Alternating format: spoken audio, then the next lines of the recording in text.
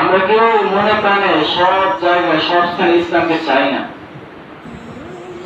অথচ আল্লাহ সুবহানাহু ওয়া তাআলা এই ইসলামকে একটি পরিপূর্ণ জীবন ব্যবস্থা রূপে দিয়েছেন আমাদেরকে। জীবন ব্যবস্থা, এই ইসলামের বিধিবিধান রয়েছে দুনিয়ার প্রতিটি ক্ষেত্রে, ব্যক্তিগত, পারিবারিক, সামাজিক, রাষ্ট্রীয় প্রতিটি ক্ষেত্রে রয়েছে ইসলামের সুনির্দিষ্ট নীতিমালা, ইসলামের সুনির্দিষ্ট নীতি পদ্ধতি পন্থা রয়েছে।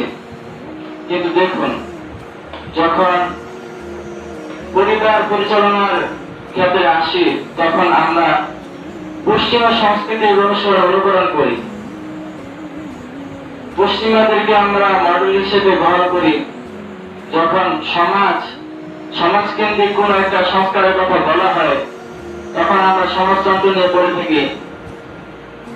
সেই পশ্চিমাদের গান বা প্রচার যে সমস্ত থিওরি, সেগুলোকে আমরা সামনে রাখি।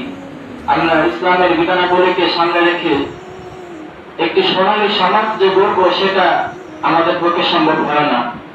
যখন রাষ্ট্র পরিচালনার কথা আসে, তখনও একই দিক আমরা দেখতে পাই যে অধিকাংশ লোক এটা চাই না যে প্রতিটা জনপদে কোরআনের আইনগুলো প্রতিষ্ঠিত হোক, ইসলামের আইন মোতাবেক, কোরআনের আইন মোতাবেক রাষ্ট্র চলুক। এই দিকটা কতজন ব্যক্তি চায়? অধিকাংশ মুসলিমরা এই দিকটা চায় না।